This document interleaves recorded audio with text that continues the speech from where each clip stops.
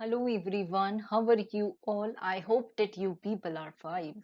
So today in this video we will be dealing with section 7 of the Sale of Goods Act 1930. We have already covered up section 5 and 6 and section 4. You people can check out in my playlist of Sales of Goods Act. तो आज हम बात करेंगे section 7 क्या बोलता है। वो deal करता है goods perishing before making of contract.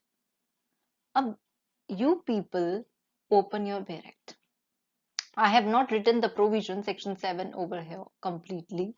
I want you people yourself कि आप लोग भी अपनी बैरेक्ट खोलो और देखो कि सेक्शन क्या बोल रहा है.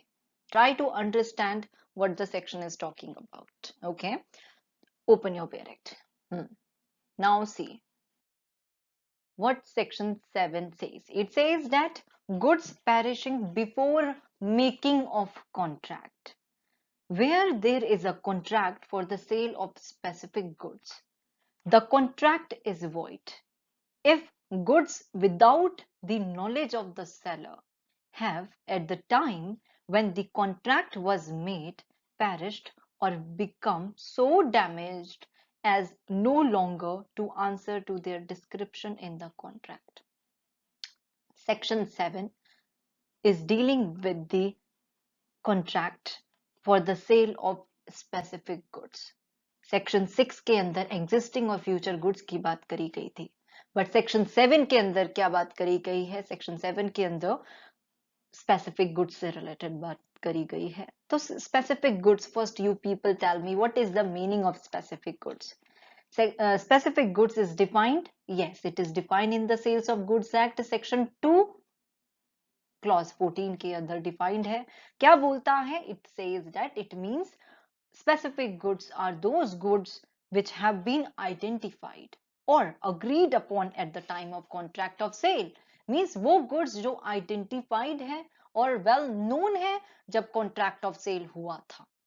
Specified से आपको खुद ही समझ में आ रहा होगा कि something which is clarified, something which that at the time of making of the contract of the sale is known by the parties, that is contract seller और buyer दोनों को पता है क्या थे वो goods. अब यहाँ पे क्या बोलते हैं कि ये पर्टिकुलर जो सेक्शन 7 है ये क्या बोलता है? ये बोलता है कि where there is a contract for the sale of specific good, the contract is void if the goods without the knowledge of the seller have at the time when the contract was made perished or became so damaged as no longer to answer to their description. But इससे पहले let us understand an example of specific goods. Okay, suppose A is a X is a person and he is having a number of horses, and out of them he sells his white horse to Y. The particular horse being identified and agreed upon at the time of contract, the same is considered as a specific contract. मतलब X उसके पास बहुत सारे horses हैं. जब contract हुआ था x का Y के साथ, उसने बोला था एक्स ने कि वो वाई को कौन सा हॉर्स देगा? व्हाइट कलर का. सो कॉन्ट्रैक्ट स्पेसिफिक है कि कौन से कलर का हॉर्स है? व्हाइट कलर का हॉर्स है. That is the this same is considered as the specific goods. Now similarly if X agree करता है कि वो सेल करेगा 100 bags of wheat to B, and for the purpose of that contract, out of 1000 bags which he has in his godown, he earmarks 100 at the time of making of his contract with B. The goods are sold as are specific goods. वैसे ही A ने agree करा कि वो cell करेगा 100 bags of wheat. किसको? B को. And for the purpose of that contract, out of 1000 bags which he has in his godown, उसके पास 1000 bag रखे हैं गोडाउन के अंदर, वो बोलता है कि वो 100 बैग्स उनमें से कोई 100 बैग्स दे देगा. किसको? वाई को देगा, जिसमें एक मार्क लगे हैं. मींस स्पेसिफिकली उसने बताया है कि वो जो 100 बैग्स हैं उस पे कुछ मार्क लगे हैं, मैं वो वाले बैग आपको दे दूंगा वाई को. So these are the goods which are specific. वहां पे अगर वहीं पे जो वो गोडाउन से 100 बैग्स देता बट उसमें कोई भी मार्क नहीं लगे रहते उन 1000 बैग में से, then it would be uncertain good, then it would not be specific good, isn't it? Unascertained good होते तब वो, not specific one. For specific goods, it is necessary that such goods must be identified और वो agreed होने चाहिए at the time when the contract was made.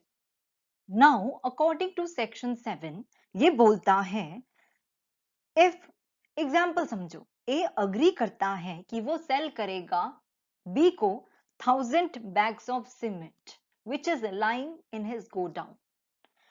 Now what happens is that and it was unknown to A that जो उसके godown के अंदर cement रखा था वो क्या हो गए, वो डैमेज हो गए because of the rain water went inside the godown and उसके वजह से क्या हो गया, जो सीमेंट था गोडाउन के अंदर किसका, A का, it got damaged.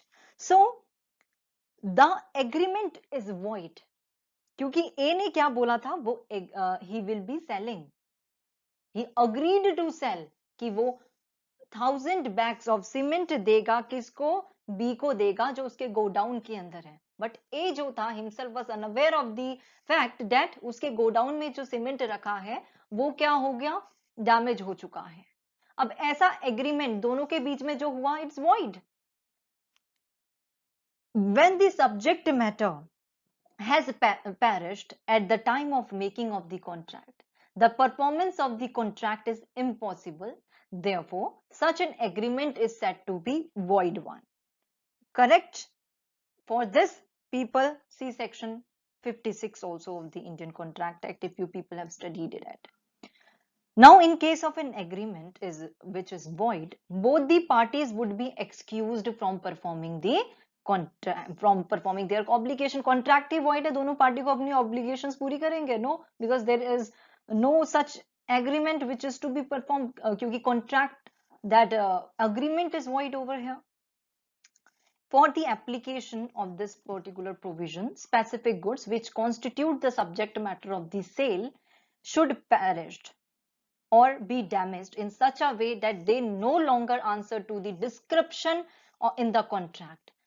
वो समझा ऐसे तरीके से डैमेज हो जाने चाहिए कि वो डिस्क्रिप्शन ही नहीं एक्सप्लेन कर पा रहा उस पर्टिकुलर प्रोडक्ट का, उस गुड्स का, I mean to say. For example, if there is a contract to sell a particular, एक कॉन्ट्रैक्ट है कि हम आपको एक पर्टिकुलर हॉर्स सेल करेंगे. ए ने बोला बी को वो एक पर्टिकुलर हॉर्स उसे सेल करेगा and it was unknown to the seller that that horse was dead at the time of making of the contract. So the contract is void. Similarly, when there is an agreement कि वो sell करेंगे, अभी जो example दिया था 100 bags of cement which is lying in the cellar's go down, and if it is unknown to the seller that the cement and जो cement है वो already because of the rain water, जो उसके पानी बारिश के वजह से जो वाटर था जो उसके गोडाउन के अंदर चला गया था और सीमेंट जो है डैमेज हो चुका था, it was seller was unaware about that, it was unknown to the seller. So वो जो एग्रीमेंट हुआ that is also the void one as the cement is no longer answers to the description which is given in the contract now. So this is what section 7 of the Sale of Goods Act is talking about.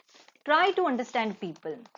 It is to be noted here also that this section is only being applied to the specific goods.